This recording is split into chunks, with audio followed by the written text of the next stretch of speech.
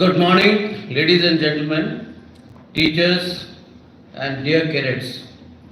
We are very honored to welcome three very distinguished academics with extraordinary life and achievements in professional and public domains.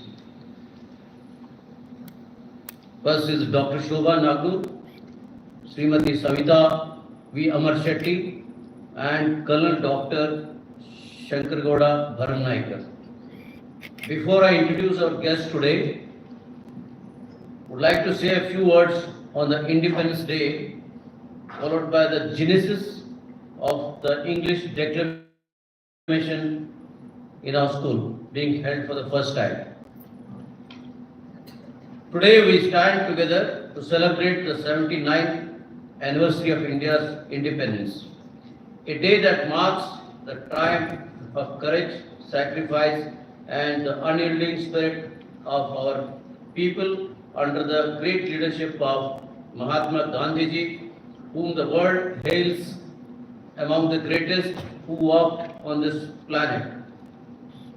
Today also is the birthday celebrations of our war hero and legend, Krantivira Sangolli Rayana, one of India's greatest freedom fighters, a warrior who fought fearlessly against colonial oppression long before 1947. His valor is a reminder that freedom is never given. It is earned through blood, sweat, and sacrifice. On this day in 1947, the midnight sky over India lit up not with fireworks but with the glow of hope. Our tricolor was hoisted for the first time as the symbol of a free nation.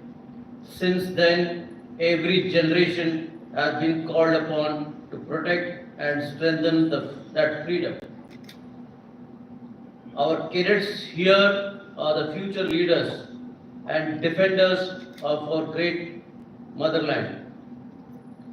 Discipline, integrity, courage must be the pillars of your life, coupled with unity, selfless service, and leadership. Let us take a moment to remember our war martyrs, including the battlefields of Kargil to the icy heights of Siachen, who have guarded our nation with their lives. Their sacrifices compel us to live with honor, serve with dedication, and place the nation first, always, and every time. Following the ideals of the brave and fearless son of India, Krantivira Sangolli Rayana, let us resolve to carry forward the spirit with pride and dedication to build a strong and prosperous India. I'll take a few more, about 5 to 10 minutes. There is a special occasion today. We have been blessed and gifted with a very generous endowment for the English Declamation ruling trophy, the first of its kind in our school, and very rarely a school at this stage anywhere in the country would be able to get endowments of this generosity. The endowment for English Declamation ruling trophy. Rupees 1 lakh endowment has been given by Dr. Ashok Dalwai, IAS. He was Secretary to the Government of India, awarded 3 doctorates, currently heading multiple national and international forums as mentor and advisor, including the United Nations and Stanford University. He is an architect of modern agricultural reforms, chairman of DFI, that is the doubling of farmers' income, architect of Aadhaar, etc. There is many to his achievements. They are all available in the Google. I'll spend few minutes on his biodata as well. It's an extraordinary life journey from the humble barracks of a residential school, Sainik school, Bijapur, to the highest echelons of the government and global recognition in the field of agriculture reform. He studied in a school something similar to this. In fact, they are our mentor school today, Sainik school, Bijapur. He is also the mentor and advisor for our school with a deep passion to make this among the best institution in this region. The endowment is in fond memory of his loving mother, Srimati Sindhu Mahadev Dalwai, a native of village Kausalgi, Belgavi district. As per the traditions of that era, she got married young after completing her 7th standard. At the district board exam, she stood second in rank. She had not been able to complete her studies despite her love for academics, found its sublimation in the attention she paid to her children's education. All three children completed their higher education, and while one got into IAS, that's the, can you go back? Yeah. He's a son, Dr. Ashok Dalwai, who is also the mentor. He's an international recognized face in the field of agriculture. While one got into the IAS and two others joined the KS. She remained active in public life and served local bodies including Cooperative Bank, Cooperative Society and Gram Panchayat. She was locally a highly respected person, engaged with local community in multiple ways, including local issues, guiding students, amongst other things. On behalf of the school, we thank you, sir, for this very generous endowment, first of its kind, to motivate and create the next generation of leaders for the emerging global superpower, India.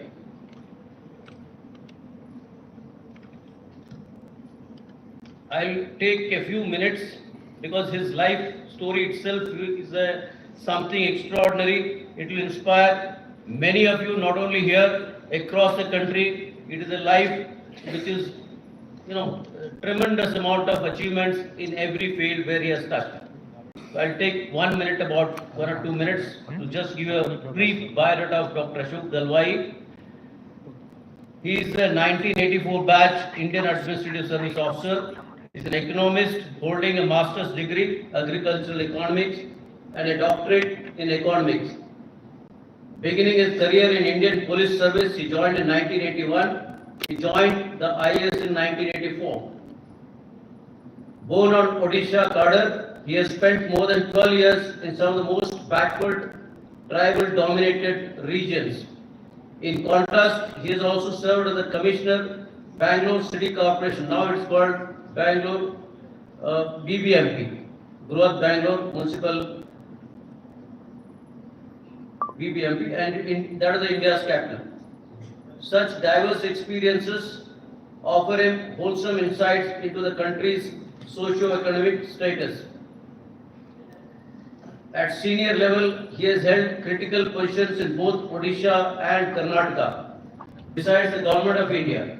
Some of these are Secretary, Principal Secretary of the Departments of Industry, a conglomerate department, Steel and Mines. He has also served as Chairman, Vice Chairman of several state and central government PSUs, besides leading research and academic institutions. Karnataka State Sericulture Research Institute and Government Medical College. He is also the founder chairman of Karnataka Sugar Institute in Belgavi. Incidentally, BBMP is one of the most, toughest handled. In fact, Bangalore is going to be the largest technology hub on the planet.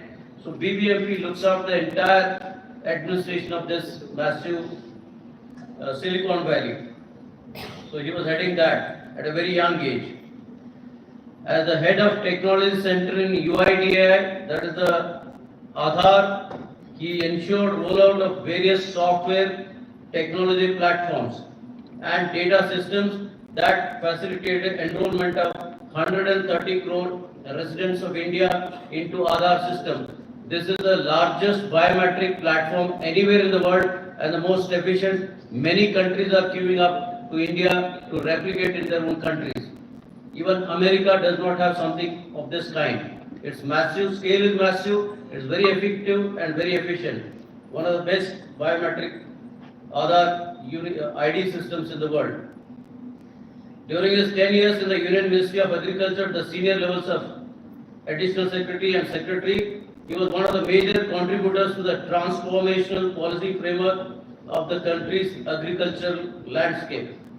Growth of farmers' income and ecological sustainability formed the new anchor sheets. His policy contributions includes the first agricultural policy of Odisha, first textile policy of Karnataka, self-assessment scheme for property taxes in Bangalore city, a revolutionary concept in taxation. Launch of Swachh Bangalore, Model Agricultural Produce and Livestock Marketing Act 2017, Model Agricultural Produce and Livestock Contract Farming Act 2018. He was also heading the National Rainfed Area Policy, Electronic Negotiable Warehouse Receipt Systems, and he was also heading the India's food system, one that stands out in his 14-volume report on doubling farmers' income. It is something akin to the green revolution India went through when India did not have the food security. It is revolutionary in concept and it is being tried in various parts of the world today. As the chairman of Inter-Ministerial Committee, Government of India, that is basically report on doubling farmers' income. Even today, he is a chairman member of various committees and programs at state and central government levels. He has published more than 80 general interest and technical papers, besides contributing chapters to various edited books and authoring books too. There is one very interesting book. I'll get a few copies. I'll keep it in the library. It is of interest to you because he has narrated his life story when he lived like you in the residential school from 5th class to 11th class. Now it is 6th to 12th. Those days it was 5th to 11th class. He has lectured at India's premier institutions and at global level, including FAO, WFP, etc. His services have been well recognized at both national and regional levels. He has been conferred several awards, including 3 honorary doctorates and professorships across the country. In the 2000 Survey of Times of India, he was recognized as one of the 10 most important persons of Karnataka.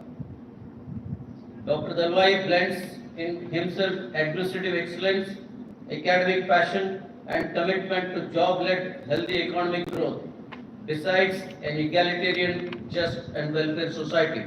The aim of reading about his biodata is, it is a life story of inspiration not only to the school, it is a story which every cadet in the whole country aspires to be.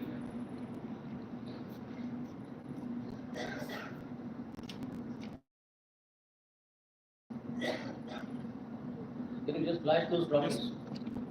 Yeah, he has endowment includes 3 prizes for the English Declamation contest. These are the prizes which will be given to first, second, and third, the first of its kind today being held. And it also carries a small cash prize to motivate the young cadets. The first prize getting 3,000 rupees, second one getting 2,000, and third one getting 1,000 rupees. Also, the best cadet speaker will be awarded the rolling trophy, which is named after his mother, and that will be carried forward from year to year, and will be hosting this event on 15th August every year as English Declamation contest.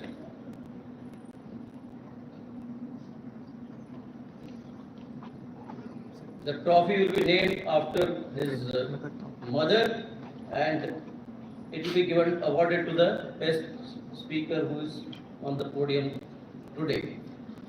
Now, a brief welcome to our guests today.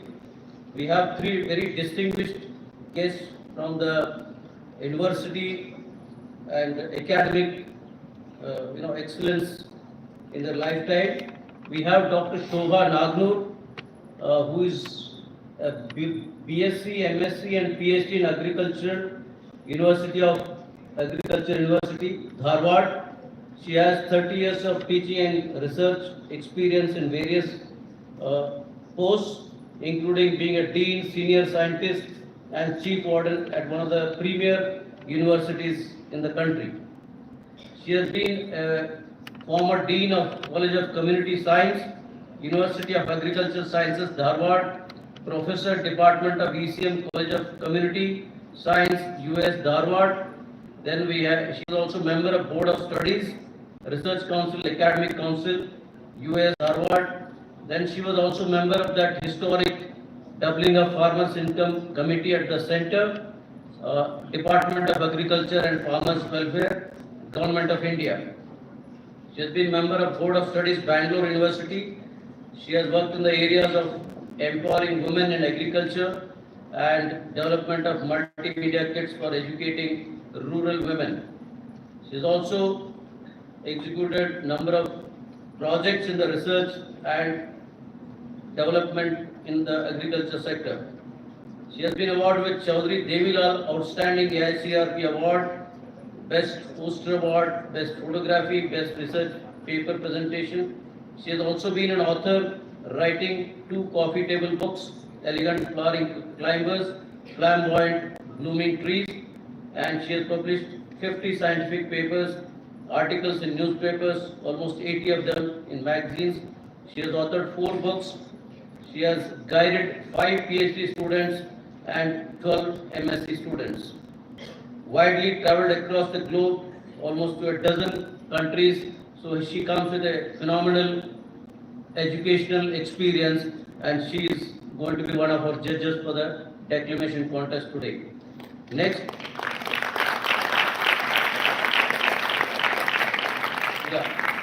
Next we have is Srimati Savita V. Amar Shetty. She is again a very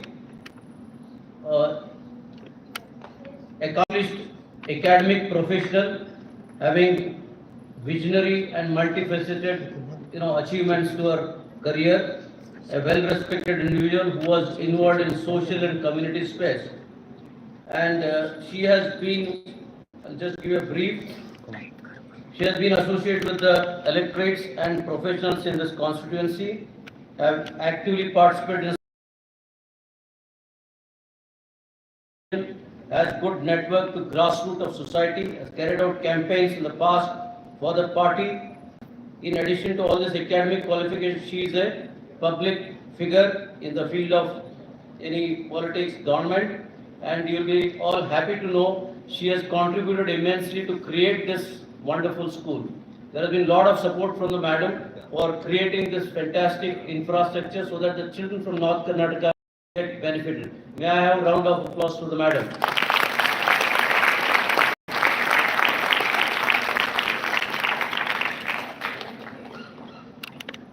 She has also done the governing and taking up welfare activities in the region. She has been an educationist, a politician, a public figure, ex-chairman of Karnataka Silk Marketing Board, Government of Karnataka. She is the founder of Suvarna Educational Trust, and she has been the vice president of Silk Association of India. There are many more. Due to paucity of time, I would only recollect only few of them. There is a whole lot of activities she is involved as a public figure for the benefit of the masses and the people of North Karnataka. She has been awarded the Rajiv Gandhi Shiromani Award, winner of Educational Excellence Award, Post Cocoon Technology at Central Silk Board, Dharwad, Reeling Management Training at Central Silk Board, Dharwad, Rani Chennamma Award from Vishwa Kannada Badaga for the 2017.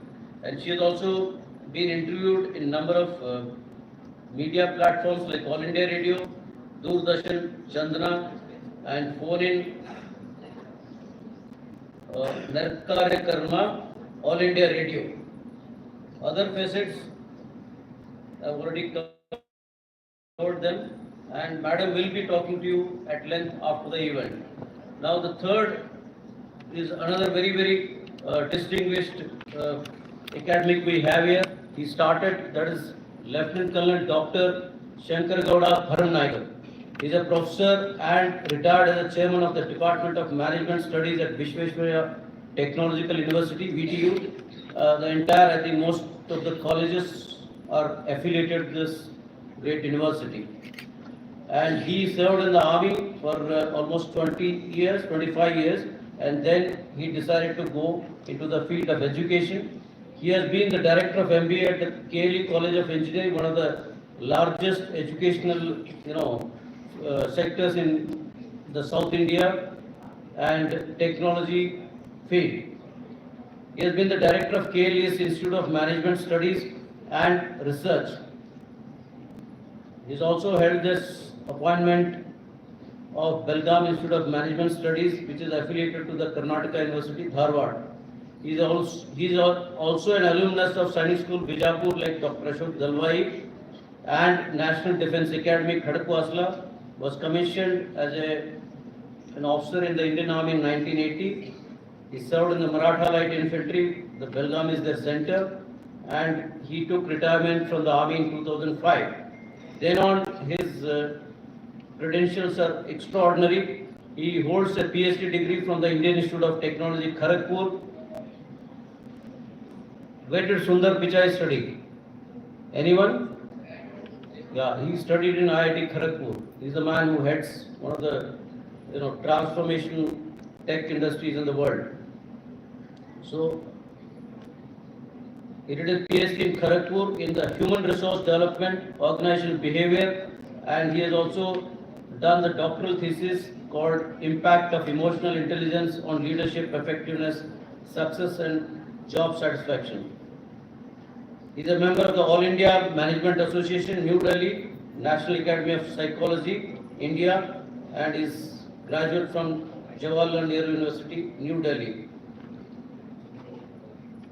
He has 40 years of executive and research experience. He is a research supervisor, PhD guide for BTU Belgaum. 6 research scholars have successfully completed their research and have been awarded PhD degree from BTU Belgavi. He is on the member of Board of Studies in Business Administration at BTU Belgaum. So without taking much time, I have spent a little more time because we are getting this new endowment and we have a distinguished panel of judges. I wish all the children, all the cadets, there are 7 boy cadets and 3 girl cadets.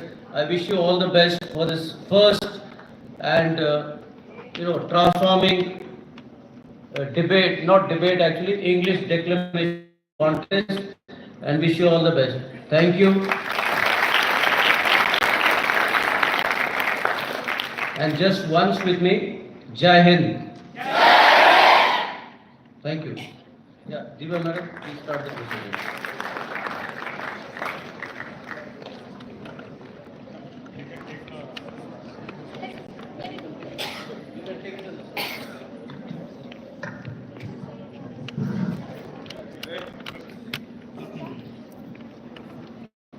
Warm morning everyone present here, respected dignitaries, principal, teachers, and my beloved cadets. We all have gathered here on the occasion of Independence Day and English declamation competition. As you have seen, the inauguration is taking place today. It's the first time going to be held. All are excited? Yes. So first of all, before getting into this competition, I would like to welcome our cadets who bring you a powerful and moving song to celebrate the strength, history and heart of our nation. I welcome the cadets to perform a small patriotic song in front of you to start the session.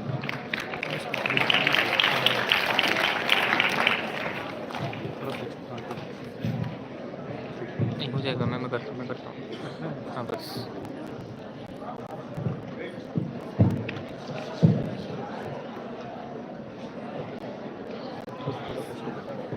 नहीं zoom रहा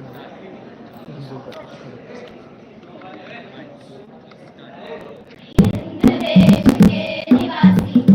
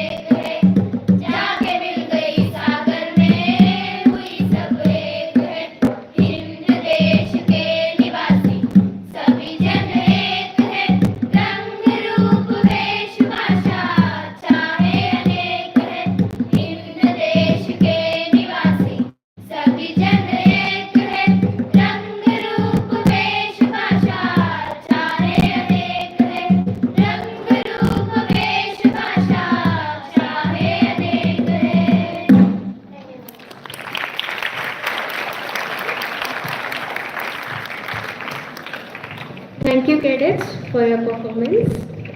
Next, without getting late, we will be diving into the competition. Declamation is a powerful art form. It's not just about reciting words, it's about embodying a text, connecting with message, and moving an audience. We are about to witness an incredible and powerful combination of spoken words which can change anything else. For today, before going into the competition, let me give the small instructions for participants as well as judges. You will be having the writing pad. In that, you have all the details and rubrics for your judgment. With the cadet's name and the list of themes are given already. You can have a look on it. The instruction for participants, you will have 3 to 4 minutes time limit for your declamation. 3 minutes is your minimum and 4 minutes is your maximum time limit. There will be a buzzer at 3 minutes and then there will be a closing buzzer for 4 minutes. I hope the instructions are clear. Can we start? Yes, can we start? Yes, ma'am. The first participant is Likith, Cadet Likith, with the theme of India, My Dream 2027.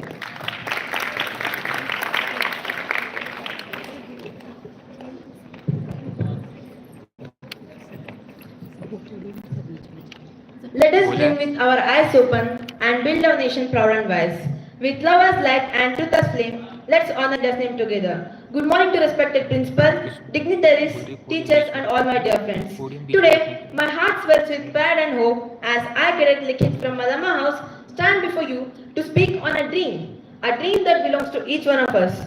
The dream of India by 2047, where our beloved nation will celebrate its 100 years of independence. It will be more than just a milestone. It will be the moment to reflect on our journey, honor our heroes, and most importantly, to shape the future we want to live in. The India of my dream is not just built with bricks and machine. Instead, it is built with compassion, courage, and unity. A strong and developed nation. I dream of an India where development touches every corner, from the bustling cities towards quiet villages, where every child studies in a good school, every patient is treated in a clean hospital, and every home has light, water, and dignity. Here, everyone will be getting good opportunities because no one will be left behind, because our youth won't wait for opportunities. We will create them. We will be the teachers who inspire, the engineers who build, the scientists who can research on any matter, and the artists who awake the hearts. A clean and green India. I dream of an India where rivers sparkle again, air is pure, and earth is protected, where we don't need any science to remind us not to litter, because we care too deeply not to harm our future. We embrace solar and wind energy, not just for progress, but for future generation. We plant trees not just for shade, but for the planet. So, we will not just chase success, but we will define it to the extent to uplift others. Honest and responsible citizens. I dream of an India where honesty is not trade, but norm. I dream of an India where honesty is not trade, but norm. We will not just vote with ink on our finger, but hope in our heart. We will not pay dogs out of compulsion, but out of commitment. We will not keep surroundings due to praise, but for pride.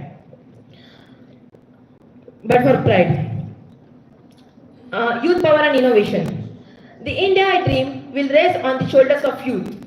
We'll be the thinkers, creators, and change makers. As Dr. APJ Abdul Kalam beautifully said, dream, dream, dream. Dream transforms into thoughts, and thoughts result in action. We will dream boldly, think deeply, and act fearlessly. So, we will not imitate the world, but we will make world to be inspired by us. We will be the future leaders who will be serving our nation. Our leaders will serve with integrity, and we the citizens will act with responsibility.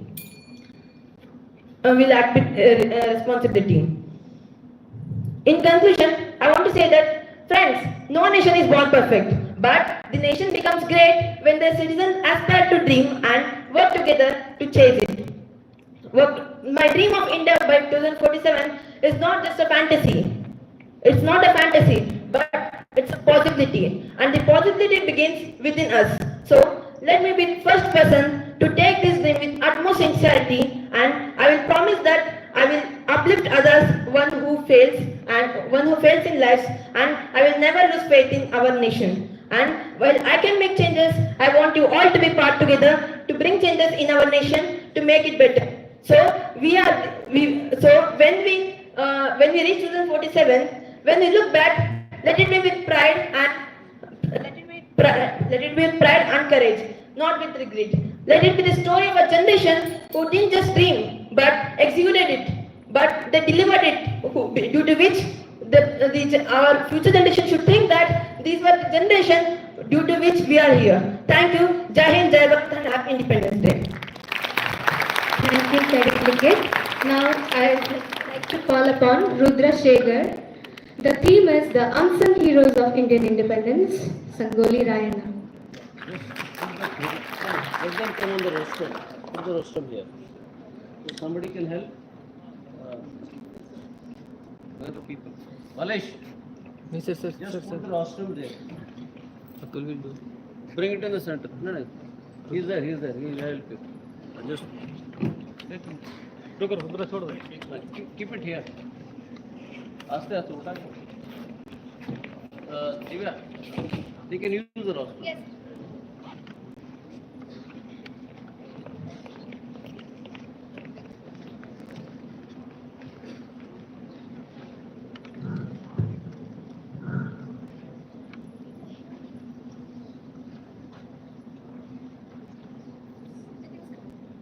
A warm morning and happy Independence Day to respected principals, sir, dignitaries, teachers, and all my fellow cadets.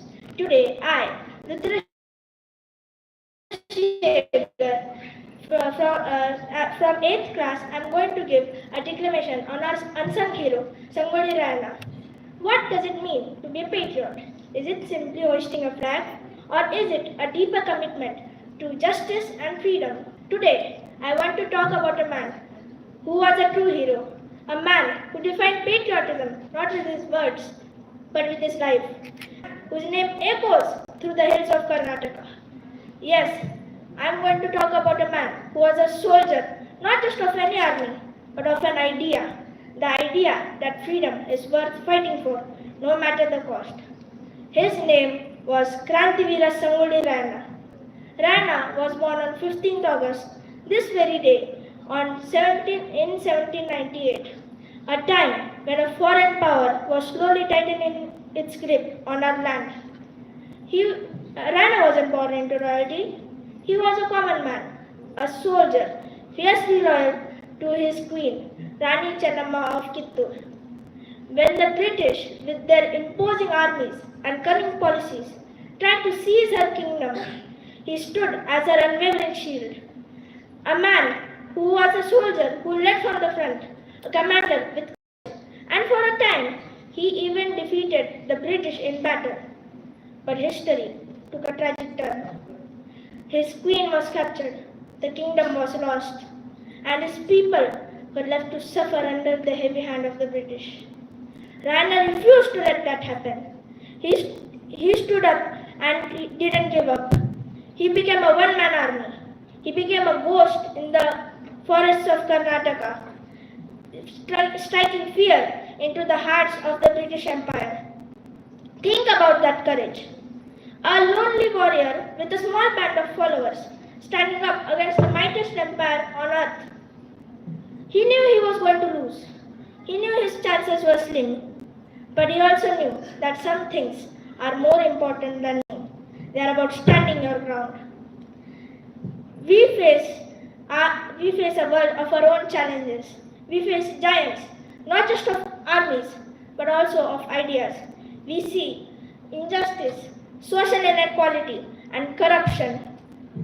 It is easy to feel small, like our voices don't matter. But Sangolli Rayana's life tells us otherwise. He teaches us that courage isn't the absence of fear, it is the willingness to act in spite of it. He is a timeless symbol that an unbroken spirit is the most powerful weapon of all, and that loyalty and integrity are not just words in a textbook, but the values that make us who we are.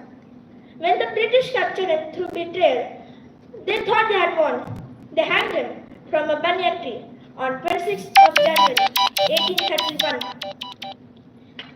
But in this final moment, he didn't just die, he was made a legend. So let us not just remember him as a hero from a history book.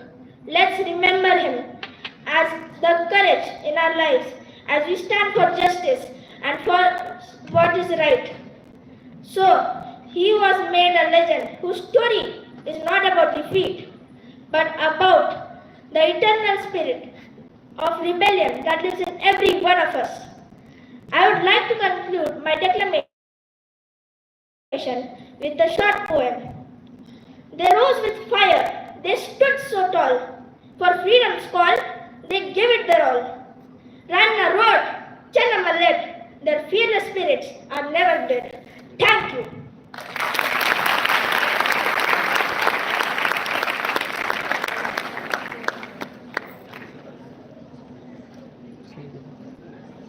Next, we have Cadet Samrat with the theme of the role of youth in building great India.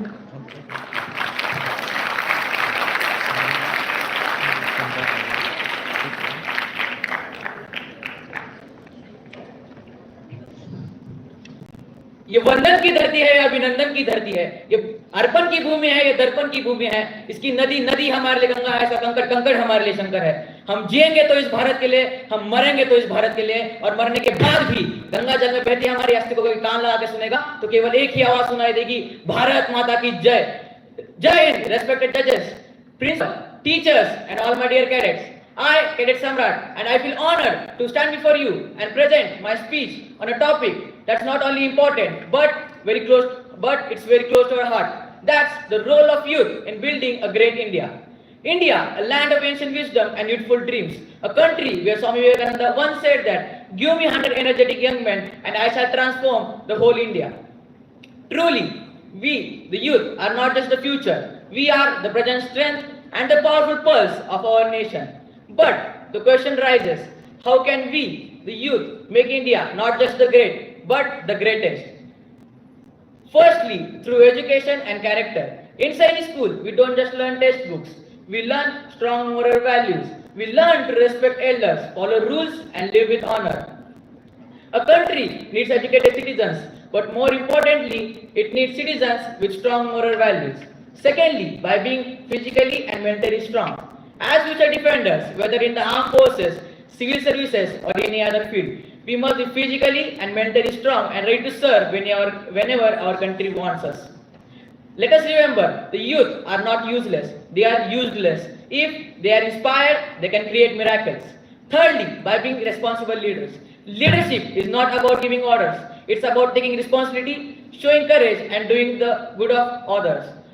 Imagine an India where every leader thinks of the nations and the people first. How great India it would be. Fourthly, we must keep the flame of patriotism live in our heart. Not just by saying Jai Hind, but by living it, by doing each and every task that is assigned to us with excellence. From saluting a flag, helping a classmate, or any other task that is assigned to us. Among all, we shall remain united. Let us not fight over what divides us. Let us celebrate what brings us together. Let us never forget the freedom that we enjoy today was earned by the supreme sacrifices of young heroes, from Krantivira Sangolli to Shahid Bhagat Singh, who was just 23, and Captain Vikram Batra, who was just 24. Yes, they were young like us, but full of courage and purpose. Let us remember, Janani Janma Bhumisha Swargadapi Gariyasi. It means that our mother and our motherland is more divine than the heaven itself. We don't need to wait to grow up to serve our nation. Our service begins today from being responsible cadets, responsible students, and responsible citizens. I would like to conclude my English declamation by saying a small poem that's with hearts of flame and spirits high, the youth will lift our nation's sky. Hand in hand, we will build the dream of India strong and supreme. Thank you and Jai Hind.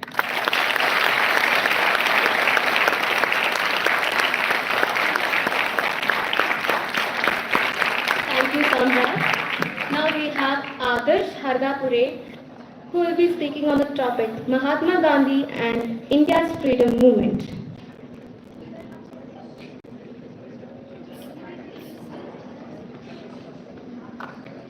Good morning to respected chief guest, principal, teachers, and all my dear friends. I, Cadet Adarsh of class 7 Malama, was going to present a speech about a person whose name is etched in the soul of our nation, Mahatma Gandhi, the father of the nation and the guiding light of our freedom movement. Gandhi wasn't born into greatness, but he earned it through peace, sacrifice, courage, and unity. After returning from South Africa, Mahatma Gandhi didn't rush into politics. Instead, he traveled all over the India in 1950 and understand the pain of its people. He led 7 major movements without raising a single weapon. Champaran Satyagraha, 1970. He fought for the people, indigo farmers who were forced into unfair contracts. Kerala movement 1980. He forced the Indians to boycott British institutions. Then next, non-cooperation movement 1920. He led the farmers who were devastated by crop failure.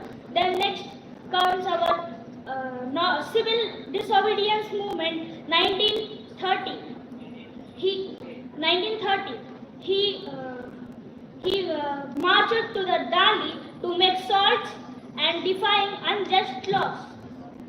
Then next comes our Quit India movement 1942. He do or die, igniting the Indians, our nationwide uprising. His philosophy of ahimsa and ahimsa and satyagraha that that changed the ordinary people into freedom fighters. Then he taught us that freedom is not given; it is earned through peace, sacrifice, courage, and unity. I would share a short poem that captures his whole spirit. With truth as shield and peace his sword, Gandhi walked not with head but word. He steered a nation which broke its chain. Then next, this poem reminds us that the freedom fighter Mahatma Gandhi didn't have a strength in his power, but in principles. He taught us that we should not be discouraged. We have to always be courageous. For the next, we echo the word.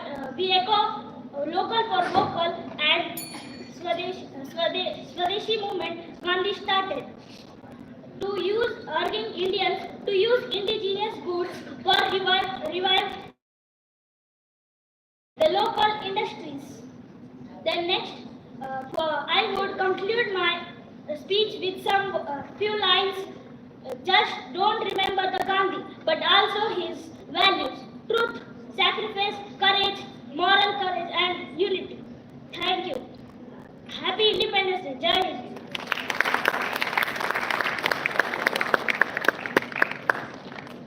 Thank you, Adarsh. Next, we have Mudra Chilatre with the theme India, a unique nation, unity in diversity.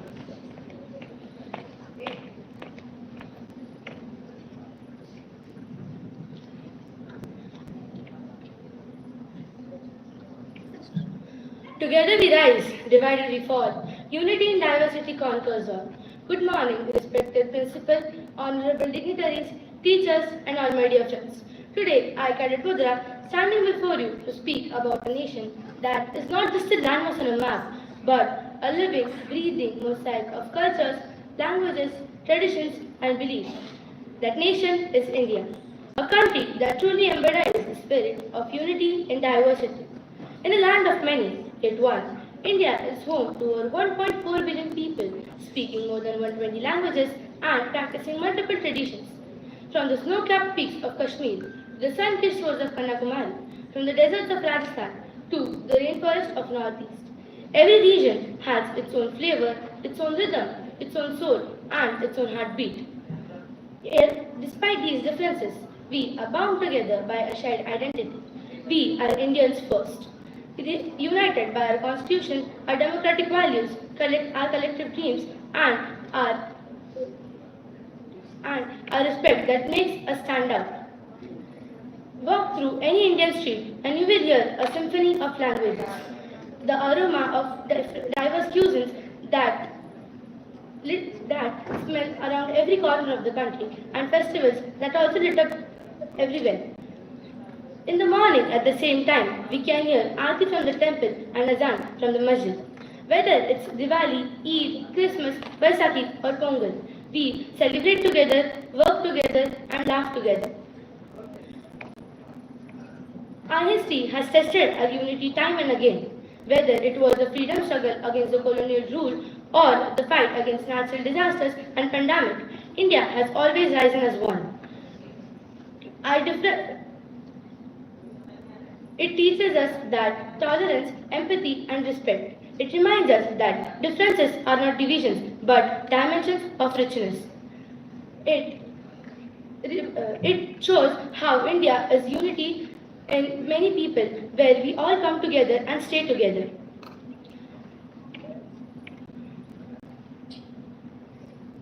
Our diversity is not a challenge, it is our greatest strength. Nowadays, in a world often torn by division, India sends a powerful message. Diversity is beautiful and unity is possible. We are proof that people from different backgrounds can live together, work together, and thrive together. Nowadays, the challenges to India for unity in diversity are like caste discrimination, religious conflicts, political polarization, economical inequality, and social media misinformation. So, when we say unity in diversity, it's not just a slogan, it's the heartbeat of the nation. It reminds us that India is not just unique, but extraordinary.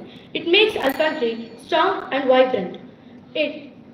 As Mahatma Gandhi said, the ability to read unity in diversity will be the beauty and test of our civilization. So, on this 79th Independence Day, let us celebrate this unity, let us protect it, and let us carry it forward with pride. Jai Hind. Thank you.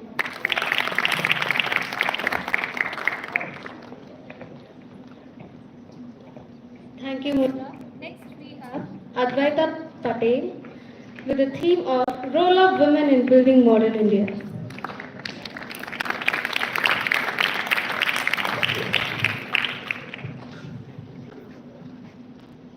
She is the soil, she is the seed, she is the hands that plant the creed. She is the architect of the nation's soul, making broken paths finally whole.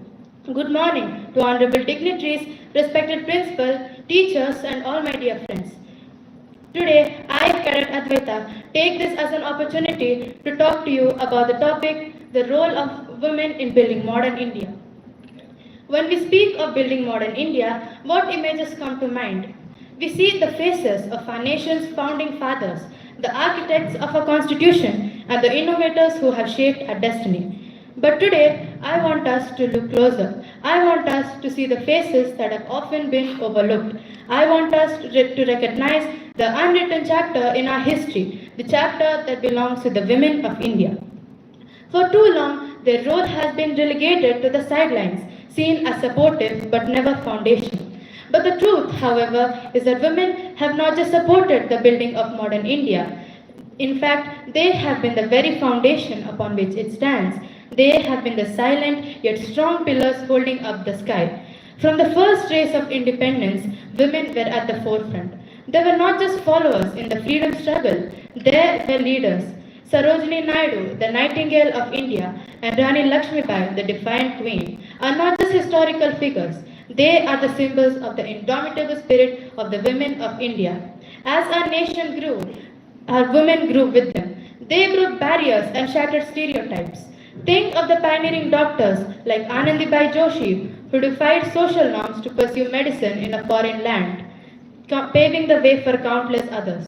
Today, the landscape is changing and the contributions of women are more visible than ever. They are the CEOs leading multinational corporations, the athletes winning medals on a global stage, and the soldiers guarding our borders. The role of women isn't just about individual success, it's a story of collective strength. It's a story of resilience, of grace under pressure, and of a quiet and yielding belief in a better tomorrow. But the role of women isn't just about the extraordinary achievements. It's about the silent heroism that goes unnoticed. It's the mother who works tirelessly to educate her children and who understanding that their future is the nation's future. It's the farmer who toils in the fields, ensuring that the nation is fed. It's the entrepreneur in a small village whose innovation is transforming a community. As we look to the future, we must understand that a nation cannot fully progress if half of its population is held back. Gone are the days where women were confined to the four walls of their homes. Today, in modern India, women are leading in every field, be it business, politics, science, arts, or sports. From Kalpana Chawla to Kiran Bedi and Mary Kom and Falguri Nair, women have proved that they are second to none. So let us not just celebrate their past achievements, but let us champion their future. Let us make sure that every girl is given the opportunity to dream, to learn, and to lead. And let us make sure that the unwritten chapter is finally given its rightful place in our nation's history. Because the women of India are not just creating a better nation, they are creating a more just, a more vibrant, and a more equitable place for us to live. Thank you and Jai Hind.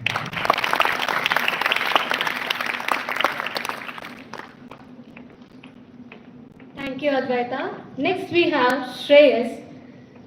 He will be speaking in the theme of Sardar Vallabhbhai Patel, the Iron Man of India.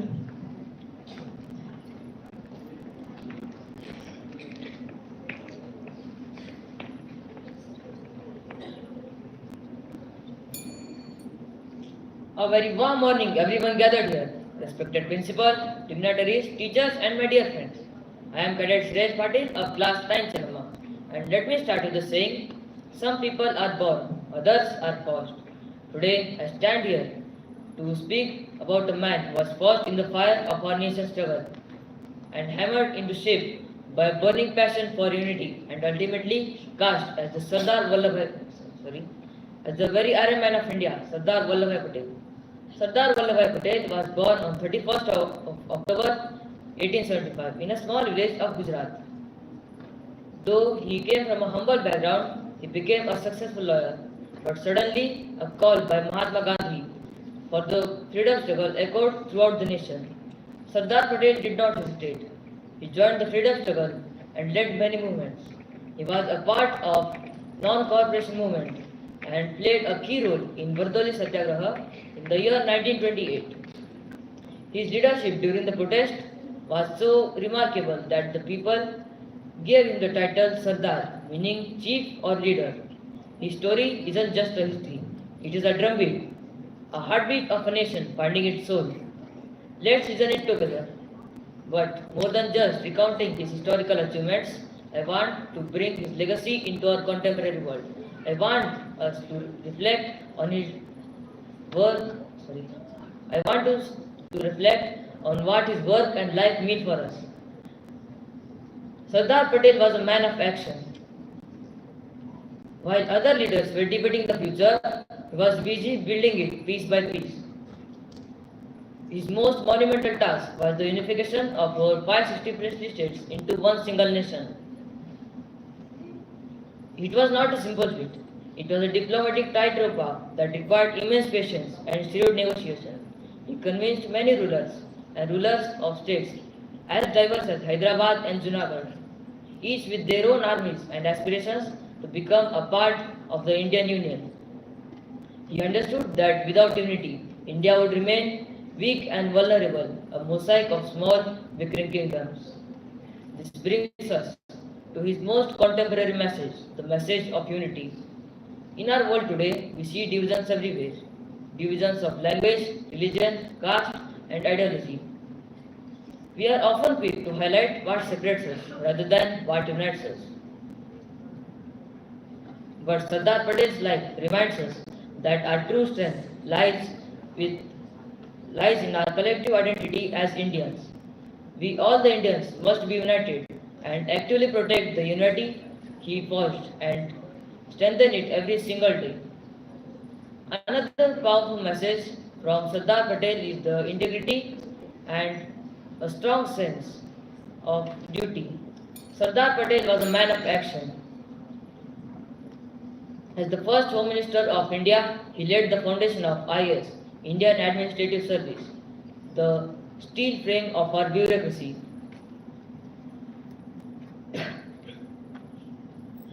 Ensuring that our government would be run by competent and uncorruptible officials. Finally, Sardar Patel was an ultimate pragmatist. His pragmatism teaches us a valuable lesson that we must not just talk about the change, we must be the change. We must give our best in our studies, develop our skills, and serve for the nation. We must not remember Sardar Patel only in our history books. We should, or not only on Independence Day. We should remember every day and every time when we call ourselves as Indians. I would like to conclude my declamation with the powerful quote given by Sardar Vallabhbhai Patel. Manpower without unity is not a strength unless it is harmonized and united properly. Then it becomes a spiritual power.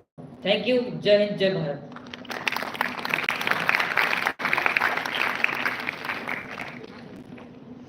Thank you, Shreyas. Next we have Melakonda Sharvani with the theme of Jawaharlal Nehru, the builder of modern India.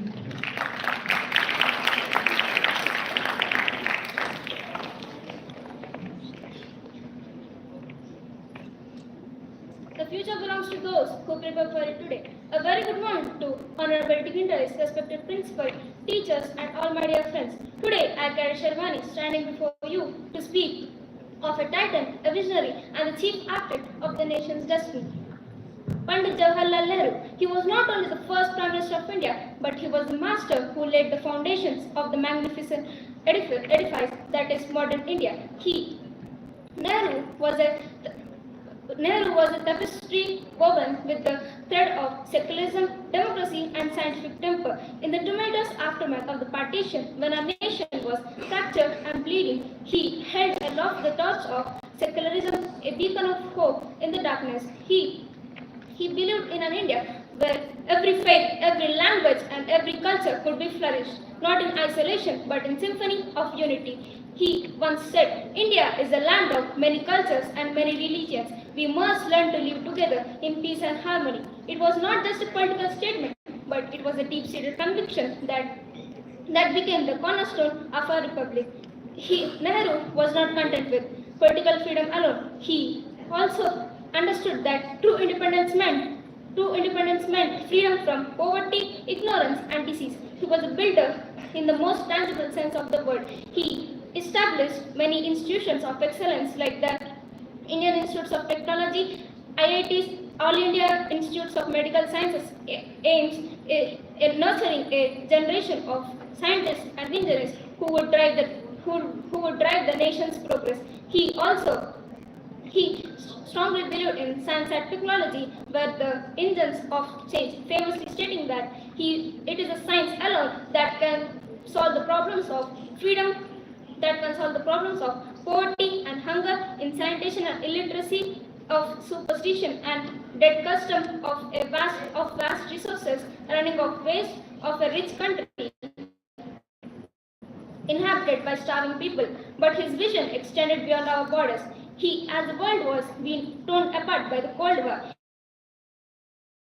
he emerged as a global statesman, a voice of insanity and reason. He envisioned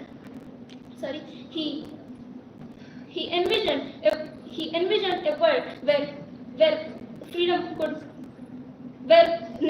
nations would coexist in peace, free from the shackles of the superpower dominance. He championed the cause of non-alignment, giving a voice to the newly independent nations of Asia and Africa. As we celebrate the legacy of Jawaharlal Nehru, let us not forget the profound words he spoke on the historic night of August 14, 1947. Long years ago, we made a tryst with destiny, and now the time comes when we shall redeem our pledge, not wholly or in a full measure, but substantially. And he also told that at the midnight hour, when the whole world sleeps, India will awake to freedom and life. Today, we are the inheritors of that promise. Today,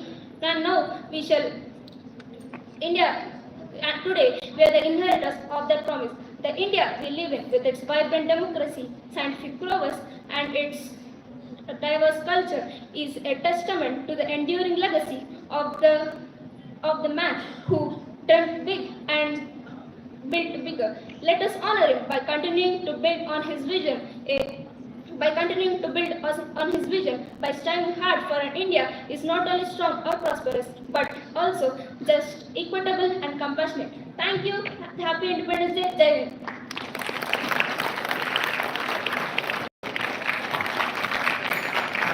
Thank you. Next we have with the theme of the role of Sainik schools as feeder institutions for the armed forces.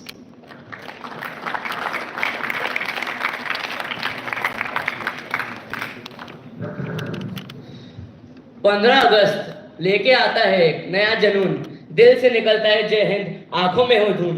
तिरंगा सिर्फ एक झंडा नहीं हमारी शान है, तिरंगा सिर्फ एक झंडा नहीं हमारी शान है।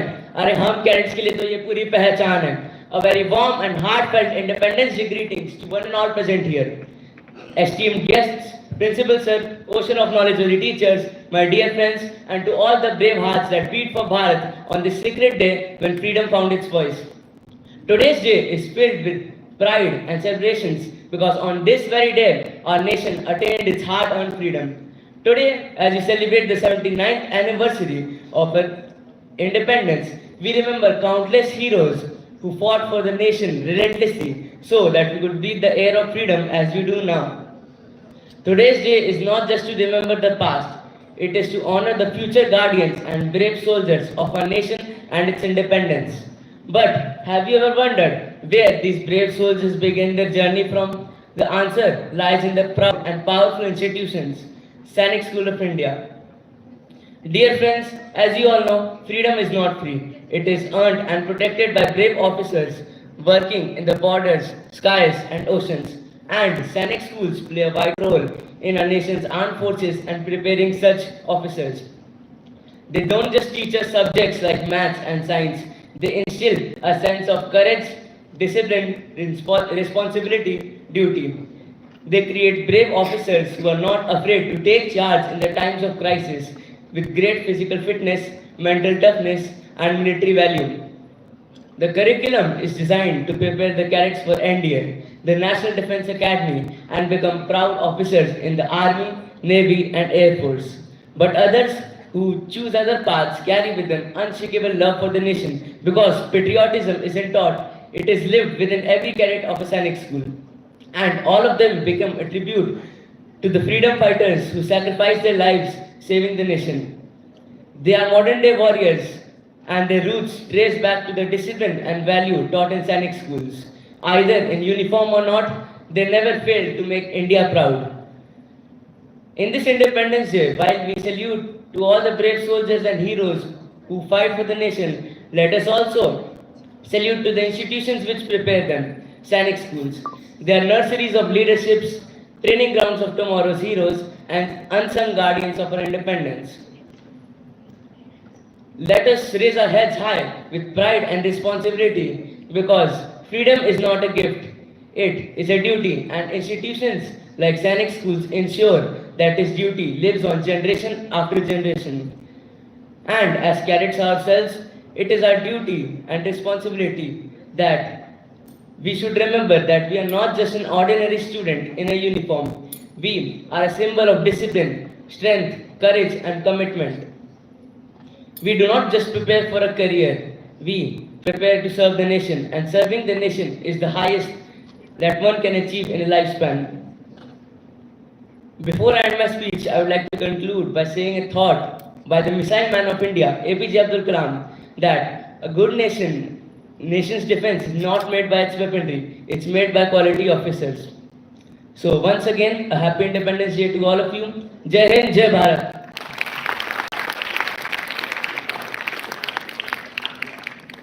Thank you, Sham. Now we have our last participant, Adya, with her theme of the role of youth in building a great India.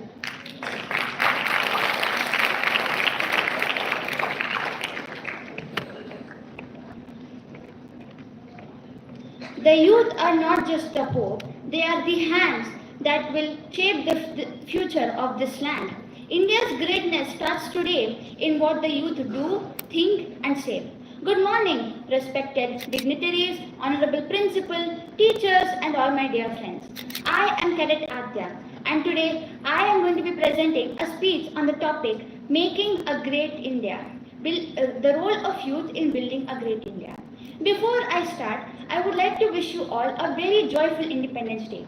Today, as we celebrate the spirit of independence, the hard-earned freedom that our forefathers have gifted us, we are reminded yet again that our journey to a great India is far from over. In fact, we have just begun. And we have to realize that the history of a nation isn't just the thing that a nation is great, but the youth of the nation that makes it great. The doers, the thinkers, and the leaders of tomorrow. So today, I am going to discuss some important roles of youth in building a great nation. The first one being the youth as the driving force of the nation. In India, 65% of the population is under the age of 35. A more youthful population means more innovation, new energy, and ideas. Our nation lies in the productivity of its young citizens. Education and skill development. Jawaharlal Nehru always emphasized on scientific temper and education as key to progress. We must excel academically and improve upon our skills during our free time to make sure our country goes or moves forward. Duty and discipline. These are the core principles that are taught to young cadets in Sainik schools, where we learn. A disciplined youth leads a disciplined nation. Whether it's the battlefield or the boardroom, discipline is needed in every single walk of life. Entrepreneurship and innovation. In today's modern world, with technology and AI propping up everywhere, there are endless job opportunities for the youth, ranging from creating world-class technologies in urban labs or leading social change in rural areas. We must make use of all these opportunities and become the best in whatever field we choose. Don't wait for jobs, go and create them. And lastly, I think this is the most important point. We must have a global vision with Indian values. We must participate in many global forums. But we must not forget that we are from India and we are always Indian citizens. We must think internationally, but we also must accept that our roots are deep from India. As the torchbearers of tomorrow, we, the youth, carry forward the hopes, dreams, visions, and passion of the whole nation on our shoulders. It is a very huge responsibility given to us. But the right time to act is now or never. To conclude my speech, I would like to end with a short poem. Let actions rise where dreams once lay. Let actions rise where dreams once lay. Let the youth lead India's golden way. For a nation isn't built in stone or steel, but in the courage young hearts feel. Thank you and have a nice day. Jai Hind, Jai Bharat.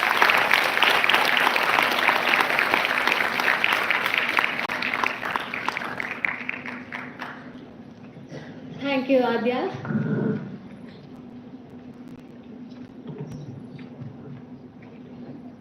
First of all, it takes immense courage to stand on a stage and present any public speaking skill. Either it be adult or a small kid, everyone needs some courage to stand on the stage. All those 10 participants have made their best efforts today to handle this stage in a very better way and had their courageous on their chest and moved up. They gave their very best here with their first wave of performance. Here on, we will be having more declamation and more speech competitions on the stage to encourage every participant, every cadet in the school to ensure they have a good speaking skill further. Now, I would like to thank all the participants. I wish all the cadets to give a small applause for those 10 participants who did a good job despite having a time constraint. Secondly, we'll be moving further since we need some time to declare the results. We have our Manjeet sir who will be helping with compiling the ranks for positions. Within the time limit, I request our chief guest, Dr. Dr.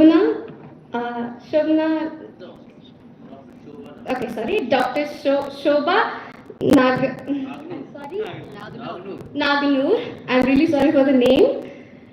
Kindly come over the dais and give some enlightenment and your words to our cadets.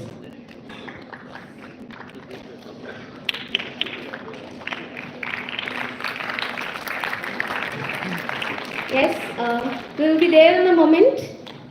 Meantime, I know you all are having a good time having your flags in your hand. Yes? You all are so happy? Yes. So keep waving and keep encouraging.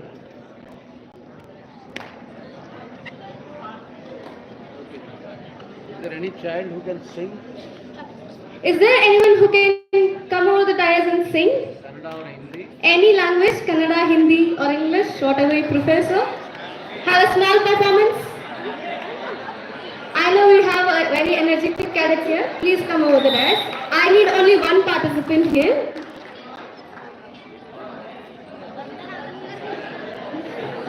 Mr. Manjeet, sir.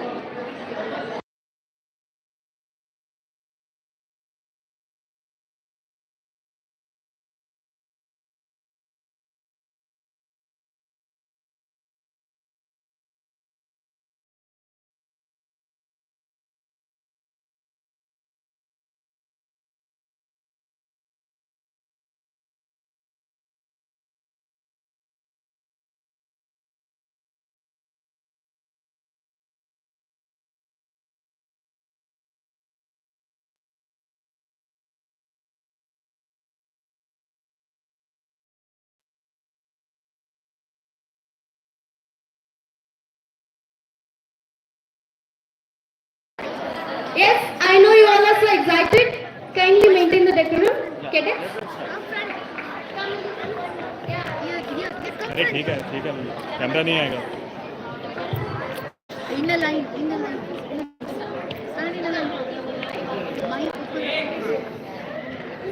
Start 1, 2, 3, start. ಜೋಗದ ಸಿರಿ ಬೆಳಕಿನಲ್ಲಿ ತುಂಗೆಯತನೆ ಪಳಕಿನಲ್ಲಿ ಸೈರಾಜಿಯ ಲೋಹದ ಉತ್ತುಂಗದ ಕಿಟಕಿನಲ್ಲಿ ನಿತ್ಯ ಹರಿಕರ್ಣಮನದ ತೇಗದಂಡ ತರುಗಳಲ್ಲಿ ನಿತ್ಯೋತ್ಸವ ತಾಯಿ ನಿತ್ಯೋತ್ಸವ ನಿನಗೆ ನಿತ್ಯೋತ್ಸವ ತಾಯಿ ನಿತ್ಯೋತ್ಸವ ಇತಿಹಾಸದ ಹಿಮದಲ್ಲಿನ ಸಿಂಹಾಸನ ಮಾಲೆಯಲ್ಲಿ ಗತ ಸಾಹಸ ಸಾರುತ್ತಿರುವ ಶಾಸನಗಳ ಸಾಲಿನಲ್ಲಿ ಮೋಲೆ ಕರಿಯ ಸಿರಿಗಳಲ್ಲಿ ದೇಗುಲಗಳ ಭಿತ್ತಿಯಲ್ಲಿ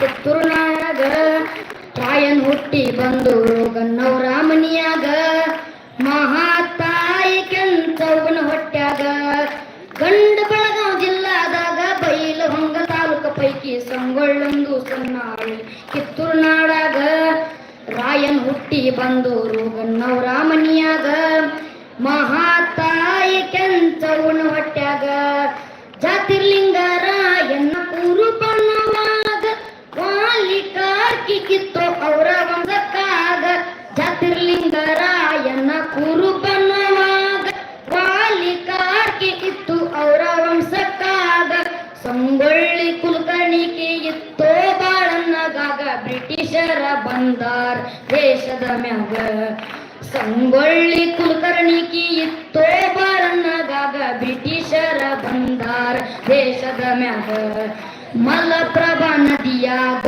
ಕುಲಕರ್ಣಿ ಬಾಳ ಜಳಕ ಮಾಡಿ ನಿಂತಿದ್ದು ದಂಡಿ ಮ್ಯಾಗ ಮೈಲಿಗೆ ಒಗದ ಕೊಡುವಂತ ರಾಯಣ್ಣಗ ನುಡಿಯ ಕೇಳಿ ಗುಡುಗ ಹೊಡೆದು ರಾಯಣ್ಣಗ ನುಡಿಯ ಕೇಳಿ ಗುಡುಗ ಹೊಡೆದು ರಾಯಣ್ಣಗ ಸಿಟ್ಟಿಗದ್ದ ಸೊಡ್ಡ ಹೊಡೆದ ಅಗಸರಾವನಲ್ಲೋ ನಾನು ಏನಂತಿ ಹೇಳೋ ಬಾಳ್ಯ ಈಗಿಂದೀಗ ಸಿಟ್ಟಿಗದ್ದ ಸೊಡ್ಡ ಹೊಡೆದ ಅಗಸರಾವನಲ್ಲೋ ನಾನು ಏನಂತಿ ಹೇಳೋ ಬಾಳ್ಯ ಈಗಿಂದೀಗ ನೀರ ಬಿಟ್ಟ ದಂಡಿ ಮ್ಯಾಲ ಜಿಗ್ಗದ ಬಂದೋ ಹುಲಿ ಹಂಗ ಕುದುರಿ ಬಿಟ್ಟ ಕುಲಕರ್ಣಿ ಓಡಿದ ಬಲ್ಲಂಗ ನೀರ ಬಿಟ್ಟ ದಂಡಿ ಮ್ಯಾಲ ಜಿಗ್ಗದ ಬಂದೋ ಹುಲಿ ಹಂಗ ಕುದುರಿ ಬಿಟ್ಟ ಕುಲಕರ್ಣಿ ಓಡಿದ ಬಲ್ಲಂಗ ಕುಲಕರ್ಣಿ ಬಾಳನ್ನ ಸಂಪಗಾಮಿ ಸುಬೇದ ಗನ್ನಗ ಹೇಳ್ತಾನಾಗ ಹಿಂದೊಳಗ ಗಂಡ ಹುಲಿ ಹುಟ್ಟೆತ್ರಪ್ಪ ಕಿತ್ತೂರ್ನಾಡಾಗ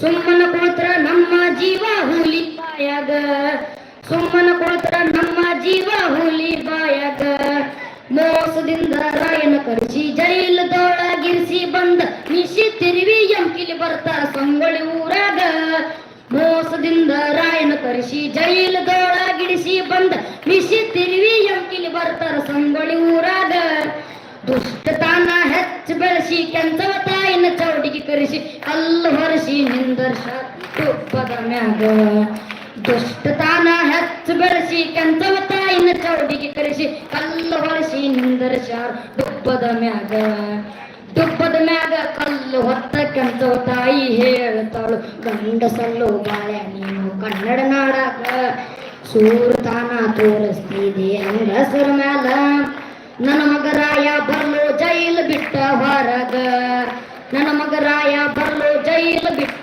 ಹೊರಗ ಕೆಂಚವ ತಾಯಿ ಕರುಣ ಕೇಳಿ ಬೆಳವ ಕಣ್ಣು ಇಳಿವಿ ಕಳಿಸಿದಾರೋ ಚೌಡಿ ಹೊರಗ ಕೆಂಚವ ತಾಯಿ ಕರುಣ ಕೇಳಿ ಬೆಳವಡಿ ವೆಂಕನ ಗೌಡರ ಬಂದ ಕಲ್ಲು ಇಳಿವಿ ಕಳಿಸಿದಾರೋ ಚೌಡಿ ಹೊರಗ ಉಣಕ ನಿಂತ ಧೀರಳಾಗಿ ಕುಮಕಲನಿಗೇರ್ತಾರು ಚಂಡರುಂಡ ಹಾರ್ಯಾಡ್ಲು ಬಾಳ್ಯಾಯಿನ ಮ್ಯಾಗ ಉಣಕ ಧೀರಳಾಗಿ ಕುಲಕರ್ಣಿಗೇಳ್ತಾಳು ಚಂಡರುಂಡ ಹಾರ್ಯಾಡ್ಲು ಬಾಟ್ನ ಮ್ಯಾಗ 3 ದಿವಸ ಮುಗ್ದವಾಗ ವಿಚಾರ ಬಂತು ಸೋಬೇದಾರ ಜಾಗನ ಕೊಟ್ಟ ನೀವು ಹೊರಗ ಕಣ್ಣ ತುಂಬ ನೀರು ತಂದು ರಾಯಣ್ಣಾಗ ಯಾರು ಗುರ್ತಾ ಇಲ್ರಿ ನಮಗೀ ಊರಾಗ ಯಾರು ಗುರ್ತಾ ಇಲ್ರಿ ನಮಗೀ ಊರಾಗ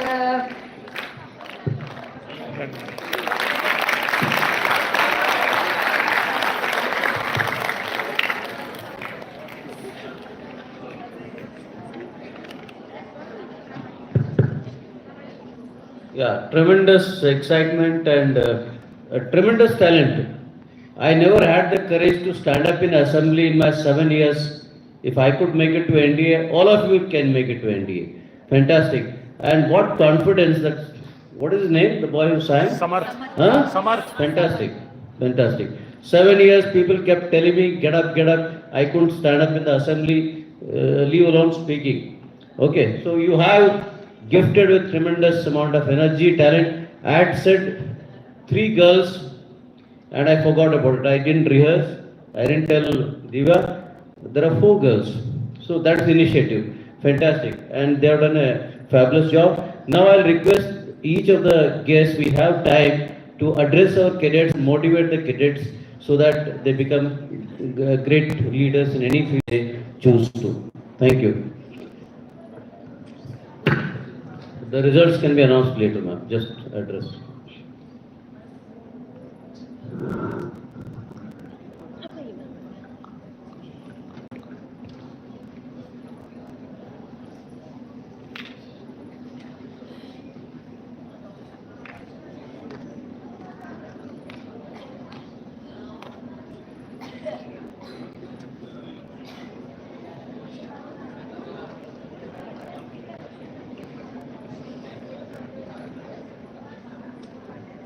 A very good afternoon to everybody here. Principal, the guests, judges, teachers and cadets. So just now your teacher also said that it takes a lot of courage for somebody to come and stand on the stage, and so did your principal say that he never had the courage to come up and stand on the stage for the 7 years that he was in school. So first of all, we must congratulate all those who have come to the stage and spoken today. Irrespective of whether you get the prizes or not, that's a different matter, but even I was so surprised. Now I may be talking confidently on the stage, but at that age, the way you have come up so confidently and you are talking, you must be congratulated, and please give all of them a big applause. Because they say that some unscientific studies have shown, surveys have shown that it takes, people are not scared of death or nudity as much as they are scared of coming on the stage. That means they are not scared to die. They are ready to die also and be naked, but they are scared to come on the stage. So that is the thing about fear, and getting over the stage fear at this stage in your life. You are blessed to be in this school, and I'm very impressed by the auditorium you have, the stage and all the facilities, all those that are available here to you. If you use to the maximum, you can build confidence and you can have the courage to come and speak here. So now that I've started talking about fear, I thought let me say in a few words.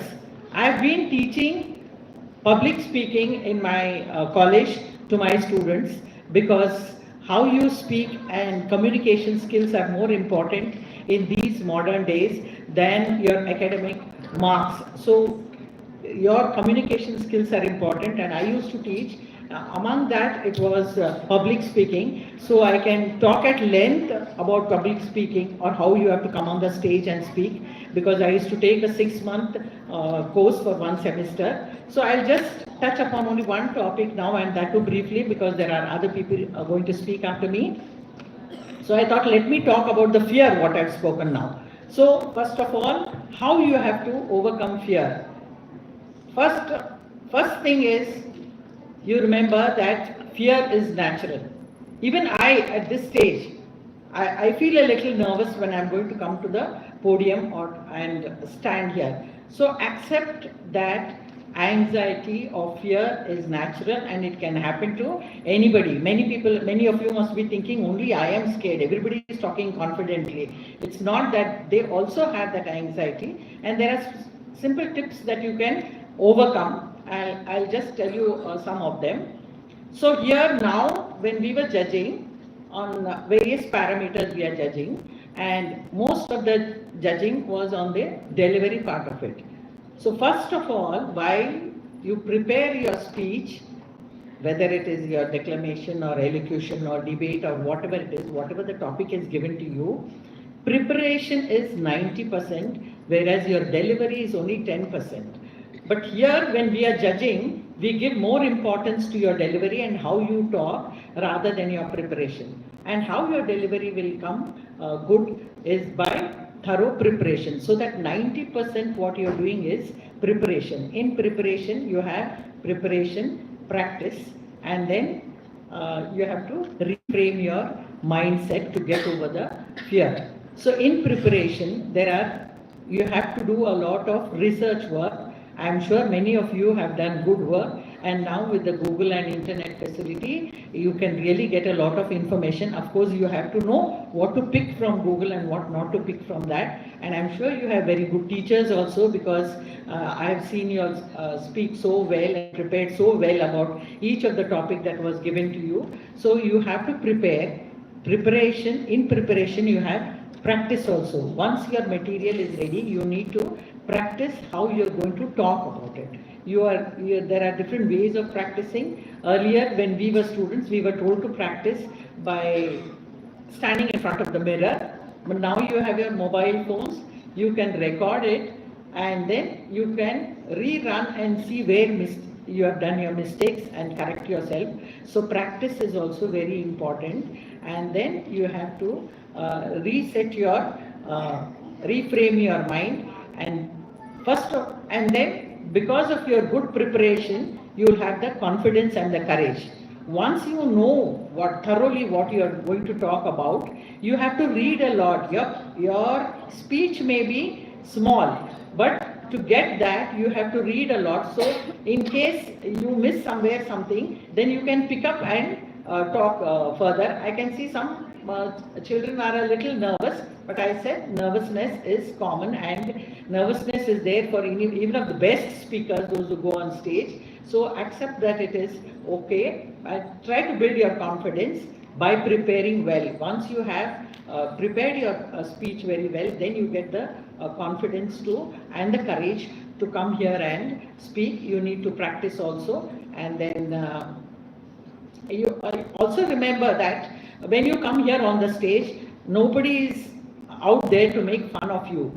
Believe that you are the best. You have prepared well, so you know the best, and think that the audience do not know as much as you know. Definitely we did not know as much as you people know when you spoke about whether it is Jawaharlal Nehru or Mahatma Gandhi. We have read it, but the way you have put it together and on. So you be confident that those sitting in front of you, and including the judges, do not know the topic as well as you know, and that will give you the confidence to speak. So there are many other tips like that I can give you, and like I said, again I will sum up by saying you need to prepare well, you need to practice well, and you have to reframe your mindset, and then you can talk with courage and confidence. With these few words, I request the other judges also to motivate you and speak more. And maybe if I'm permitted by a principal, someday I'll come and take some classes on public speaking, because I'm used to taking those classes. And all of you spoke very well. It becomes very difficult for us to judge who is good and who is... So if anybody has missed out the prizes, then it's within a fraction of marks also you may have missed it out. Congratulations once again for all of you, to all of you, for having come on the stage and spoken courageously. Thank you.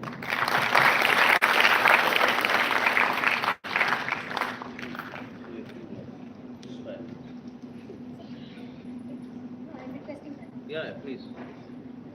Thank you, ma'am. We hope we look forward to meet you sooner. I further request Miss Savita to come over the dais and enlighten our cadets.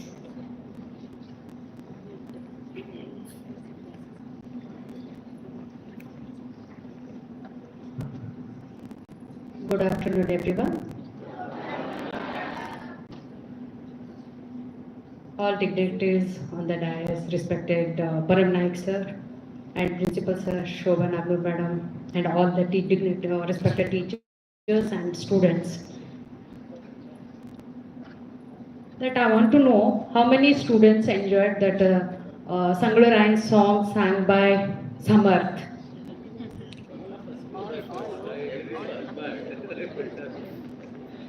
Then that is the history of Sangolli Rayanas. He sang very well, excellent. I am happy to be here. I am part of this program, and I want to tell you that this place is my maternity place. This left side is Bailhongal, my maternity place.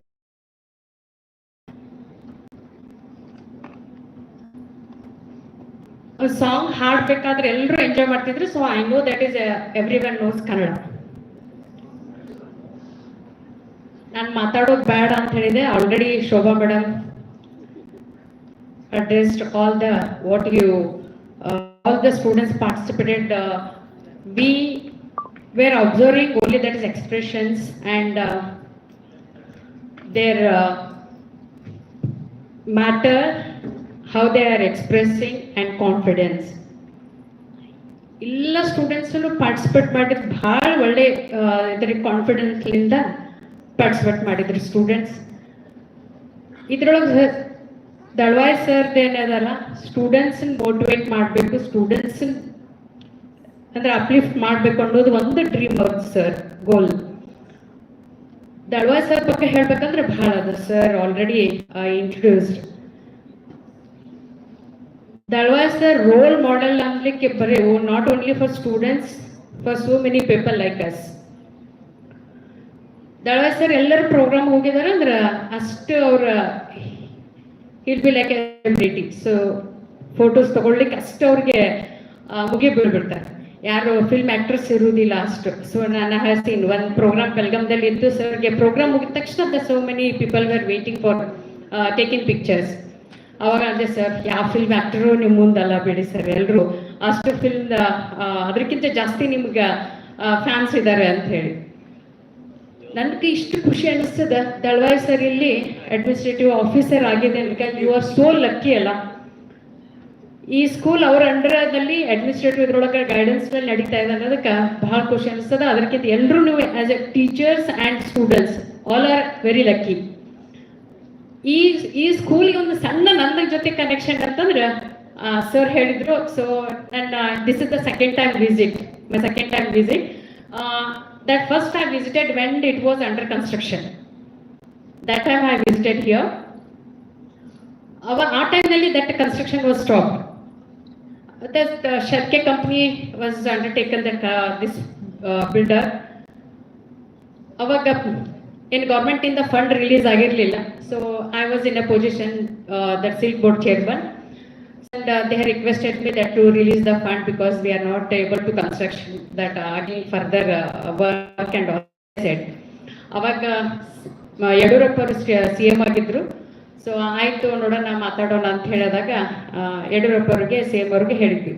ಯಾಕಂದ್ರೆ ಸಿದ್ದರಾಮಯ್ಯ ಅವರು ಬಹಳ ಒಳ್ಳೆ ಕೆಲಸ ಮಾಡಿದ್ದಾರೆ. ಈ ಸಂಗೊಳ್ಳಿ ರಾಯಣ್ಣ ಹುಟ್ಟಿದ ಪ್ಲೇಸ್ನಲ್ಲಿ ಇಂಥ 100 ಎಕರೆ ಜಮೀನಲ್ಲಿ ಒಂದು ಸಂಗೊಳ್ಳಿ ರಾಯಣ್ಣ ಸೈನಿಕ್ ಸ್ಕೂಲ್ ಕಟ್ಟಿರುವಂತದ್ದು ನಮ್ಮ ಉತ್ತರ ಕರ್ನಾಟಕ ದೊಡ್ಡ ಹೆಮ್ಮೆ ಅನ್ನಿಸ್ತದೆ. ಅದಕ್ಕೆ ಅವ್ರಿಗೊಂದು ದೊಡ್ಡ ನಾವು ಕೃತಜ್ಞತೆಯನ್ನ ಹೇಳ್ಬೇಕು ಇವತ್ತಿನ ದಿವಸ.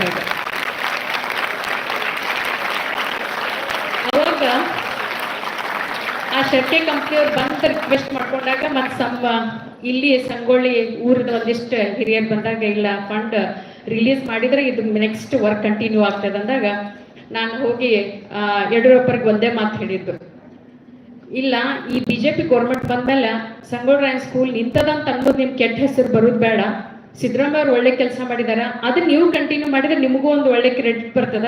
ಸಂಗೊಳ್ಳಿ ರಾಯಣ್ಣ ಇಂಥ ಹೋರಾಟಗಾರ ಅಂತ ಅವ್ರ ಹೆಸರಲ್ಲಿ ಸ್ಕೂಲ್ ನಡೀತಾ ಇದೆ ಅಂದಲ್ಲ, ಆ ಸ್ಕೂಲ್ ನಿಮ್ಮಿಂದ ನಿಂತದಂತ ಕೆಟ್ಟ ಹೆಸರು ಬರೋದು ಬೇಡ, ಇದು ಫಂಡ್ ರಿಲೀಸ್ ಆಗ್ಬೇಕು ಅಂತ ಅಂದಾಗ ಒಂದೇ ಮಾತು ಮೇಲೆ ಹೇಳಿದ್ರು ಆಯ್ತಮ್ಮ ನಾಳೆ ಅವ್ರು ಕರ್ಕೊಂಡ್ ಬಾ ಅಂತ ಹೇಳಿದಾಗ ನೆಕ್ಸ್ಟ್ ಡೇ ಅಲ್ಲಿ ವಿಧಾನಸೌಧದಲ್ಲಿ ಮೀಟಿಂಗ್ ಇತ್ತು.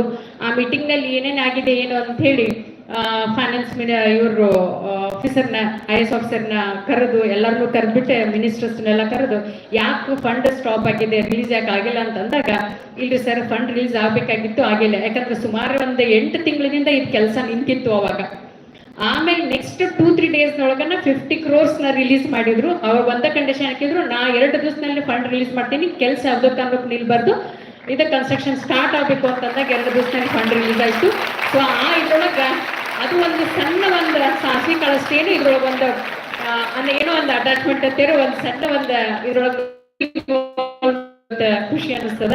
ಅದನ್ನ ಮೇಡಮ್ ಸರ್ ಇಲ್ಲಿ ಆಗ್ಯದ ಅಂದಾಗ ಅವಾಗ ನಾ ಮೇಡಮ್ ಹೇಳ್ಕೊಂಡೆ, ಇಲ್ಲಾಂದ್ರೆ ನಾನು ಅದು ವಿಷಯನೇ ಬಂದಿರಲಿಲ್ಲ. ಓ ಸರ್ ಇದ್ರೊಳಗೆ ಆಗಿದ್ದ ಇಸ್ ದ ರೈಟ್ ಪರ್ಸನ್. ಇದು ಸಂಗೊಳ್ಳಿ ರಾಯಣ್ಣ ಸ್ಕೂಲ್ನಲ್ಲಿ ಅವ್ರ ಸರ್ ಅಂತ ಅವ್ರ ಒಂದು ಅನುಭವ ಇದ್ರೊಳಗೆ, ಆಮೇಲೆ ಶಿಕ್ಷಣ ಪ್ರೇಮಿ ಇರ್ಬೋದು, ಅವರ ಬಹಳಷ್ಟು ಇದ್ರೊಳಗೆ ಸೆಕ್ಟರ್ ಒಳಗೆ ಸರ್ ಅದಾರ, ಅವ್ರ ಒಂದು ನೇತೃತ್ವ ಈ ಸ್ಕೂಲ್ ಗೈಡೆನ್ಸ್ ಅದ್ರ ಮುಂದೆ ತಗೊಂಡು ಹೋಗ್ತದೆ ಅನ್ನೋದಕ್ಕೆ ನನಗೂ ಖುಷಿ ಅನಿಸ್ತದೆ ಮೇಡಮ್. ಅದು ಕೆಲಸ ನಿಂತಿತ್ತು, ಅದ್ರೊಳಗೆ ನಂದು ಇನ್ವಾಲ್ವ್ಮೆಂಟ್ ಇತ್ತು ಅಂತ ಹೇಳಿದ ಅವಾಗ ಗೊತ್ತಾಯ್ತು ಅವ್ರು ಮೇಡಮ್ಗೆ. ಸೊ ಇವತ್ತು ನನಗೂ ಇಲ್ಲಿ ಈ ಒಂದು ಸ್ಪೀಚ್ ಕಾಂಪಿಟೇಷನ್ ನಲ್ಲಿ ಇವತ್ತು ಆಗಸ್ಟ್ 15th ಇಂಡಿಪೆಂಡೆನ್ಸ್ ಡೇ ದಿವಸ ಒಂದು ವಿಶೇಷವಾದಂತ ಸ್ಪೆಷಲ್ ಪ್ರೋಗ್ರಾಮ್ ಇಟ್ಟಿದ್ದಕ್ಕೆ ಅದು organised by doctor Ashok Dalavayi sir. ಆ ಪ್ರೋಗ್ರಾಮ್ ನಲ್ಲಿ ಸೊ ಇದ್ರೊಳಗೆ ನನಗೆ ಬಹಳ ಖುಷಿ ಅನಿಸ್ತದೆ. ಸ್ಟೂಡೆಂಟ್ಸ್ ಬಹಳ ಏನಂತಂದ್ರೆ ಎಕ್ಸ್ಟ್ರಾರ್ಡಿನರಿ ಅದ. ಯಾಕಂದ್ರೆ ಸೈನಿಕ್ ಸ್ಕೂಲ್ ಅಂದ್ರೆ ಅಂದ ತಕ್ಷಣ ಶಿಸ್ತು, ಒಂದು ಡಿಸಿಪ್ಲಿನ್, ಒಂದು ಲೀಡರ್ಶಿಪ್, ಸೊ ಒಂದು ಏನಂದ್ರೆ ಕಾನ್ಫಿಡೆನ್ಸ್ ಬಿಲ್ಡ್ ಮಾಡುವಂತ, ಲೈಫ್ ಸ್ಕಿಲ್ ಕಲಿಸುವಂತ ಒಂದು ಏನಂದ್ರೆ ಒಂದು ಪ್ಲಾಟ್ಫಾರ್ಮ್ ಇದೆ ಸ್ಕೂಲ್, ಸೈನಿಕ್ ಸ್ಕೂಲ್ ಅನ್ನೋದು. All you are giving. ಆಮೇಲೆ ಸರ್ ಬಗ್ಗೆ ಭಾಳ ಹೇಳಿದ್ರು, ಪ್ರಿನ್ಸಿಪಲ್ ಸರ್ ಬಗ್ಗೆ ಮೇಡಮ್ ಬರ್ತಾನೆ ನಾನು. ಸೊ ಡೆಫಿನೆಟ್ಲಿ ಐ ಹೋಪ್ ನಿಮ್ಮ ನೇತೃತ್ವದ ಸ್ಟೂಡೆಂಟ್ಸ್ ಫ್ಲರಿಶ್ ಆಗ್ತಾರ, they will build their career ಅಂತ ಹೇಳಲಿಕ್ಕೆ ನನಗೆ ಭಾಳ ಖುಷಿ ಅನಿಸ್ತದೆ.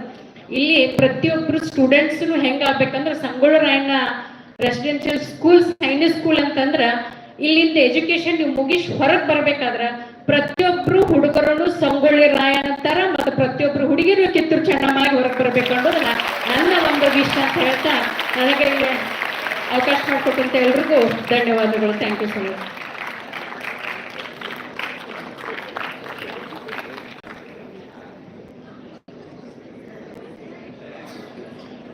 Thank you so much. We hope our cadets won't disappoint you at all. They will be raised as Channamma, Rani Channamma and Sangolli Rayanna. I further request Dr. Colonel Dr. Shankar Gowda to come over the dais.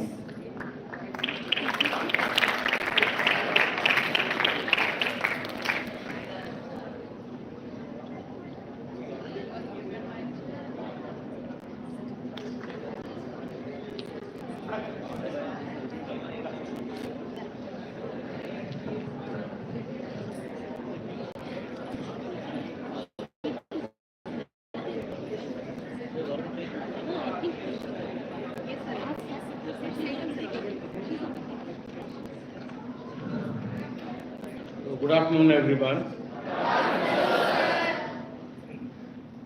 Wishing you all a very happy Independence Day. It's wonderful being here. You know, since I am from Sainik School, Bijapur, I recall my old days in my school. Of course, you are more luckier than I was. Your infrastructure is fantastic here. The environment is beautiful. You appear to be more. While I was a rural student, I am from Bailongan and from Kannada school background.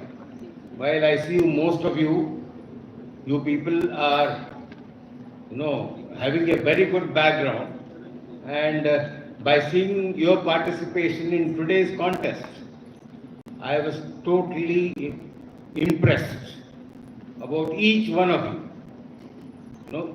Everyone was fully prepared. The topics were beautiful and the content was equally good.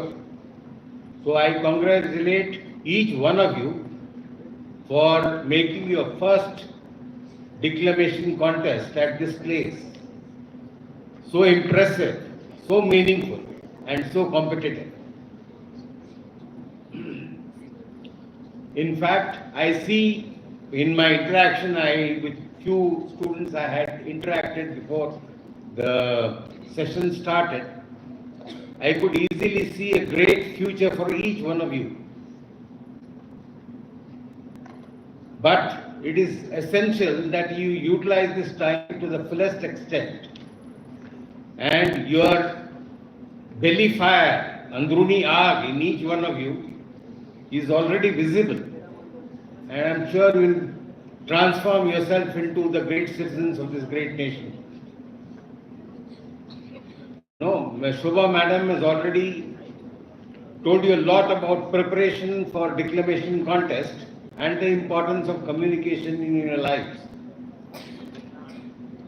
In personal skills, communication is the most vital skill, both written and verbal. Probably before getting your job, it is verbal, and after getting your job, it's both verbal and written. So importance is very, very. I remember declamation contests in my school, The winners of the contest were treated as heroes for the entire year. I still remember the winners of Republic Day contest and Independence Day contest of my school. That is the visibility they get in their personality. So I wish to congratulate each one of you and wish you all the best at this juncture. Utilize your time here and wish such competitions are repeated again and again for transformation of your personalities. I now request in fact, I would like to congratulate all the participants. Don't worry about who won, who lost, but each one of you was great and your delivery is equally good.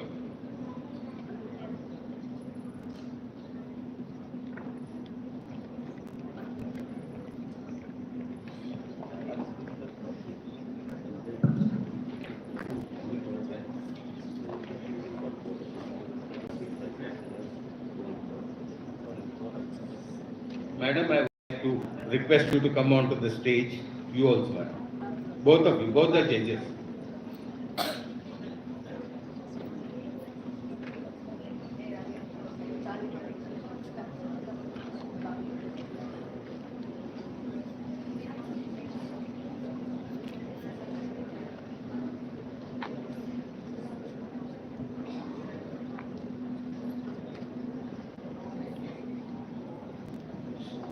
Okay, now as regards to the announcement of prizes, only the top 3 winners are being called here. Okay, so the 3rd position goes to Rudra Sagar.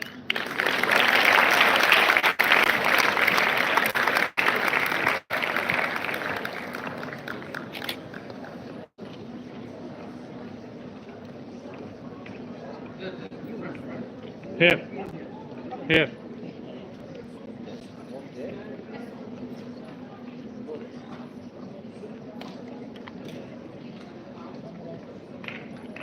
Ma'am.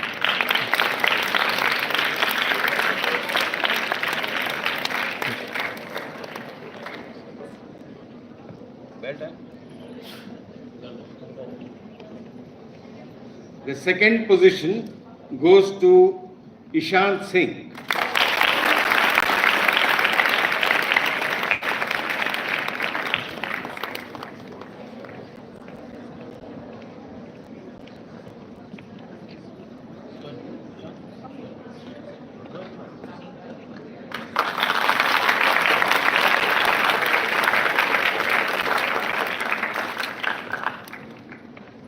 Well done, Ishant.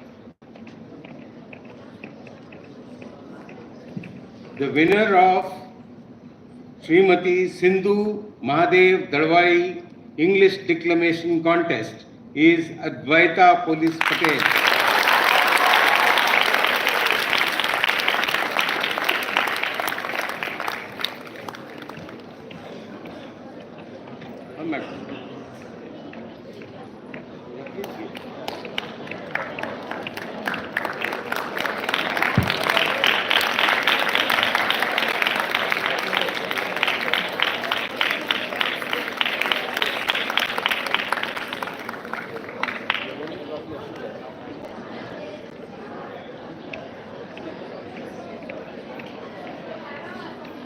I request Advaita to receive the ruling trophy as well.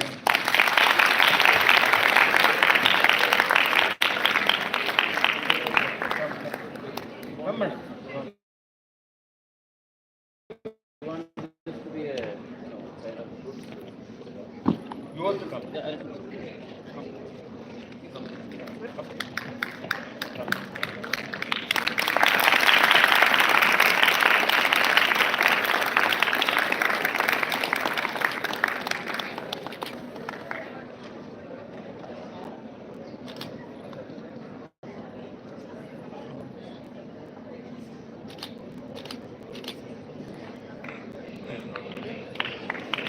Yes.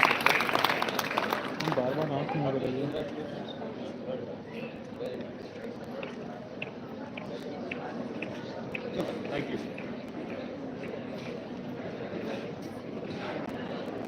Sir.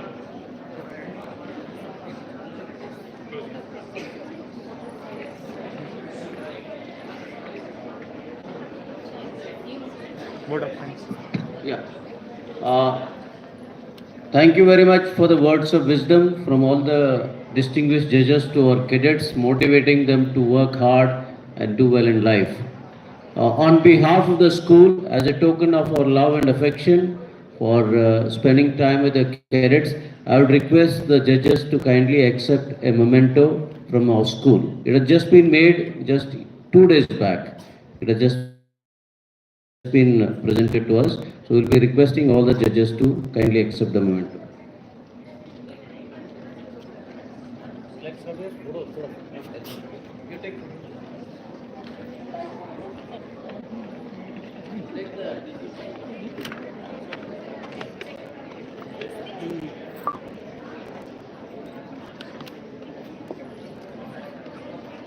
Just a second, sir.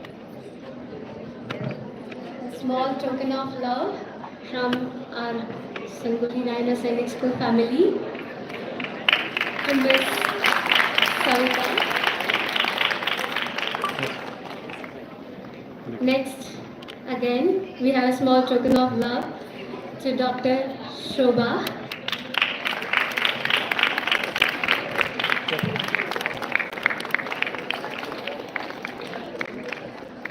Also, moving forward, we have a small token of love to Colonel Dr. Shankar Gowda.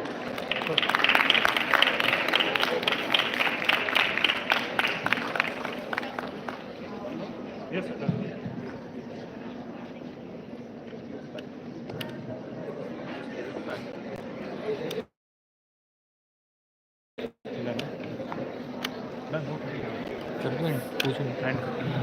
Yes, I can see the energetic cadets with their flags high.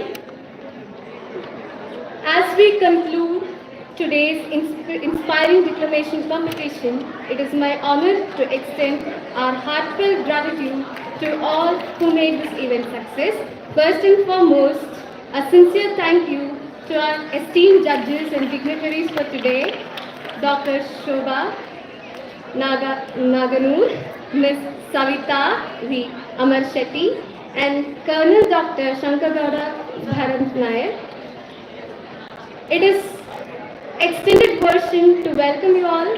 At the same time, thank you all for being here, giving your presence and expertise, and as well as we deeply appreciate the time and careful consideration for whatever performance is given here. A special note, Ms. Savita, ma'am, we are thankful for you to be here, for supporting from the scratch. We were being here. Thank you so much. And Dr. Shobha, we will be happy to have you here to guide our cadets as well as teachers in our further future. And Colonel Dr. Shankar Gowda, we also extend a warm welcome in the future to be here with us anytime at any moment. We also want to express our gratitude to our principal, whose unwavering support and vision allowed us to host such a wonderful event for today. To our incredible teachers and cadets and participants, I thank you for sharing your passion, talent with us today, and for the unwavering support you have created this event as a successful, and we will have more and more events like this. Thank you all once again for being here. Thank you, Jai Hind, and Happy Independence Day. Cadets must be seated till the guests leave. Yes. Cadets, kindly remain in the place wherever you are.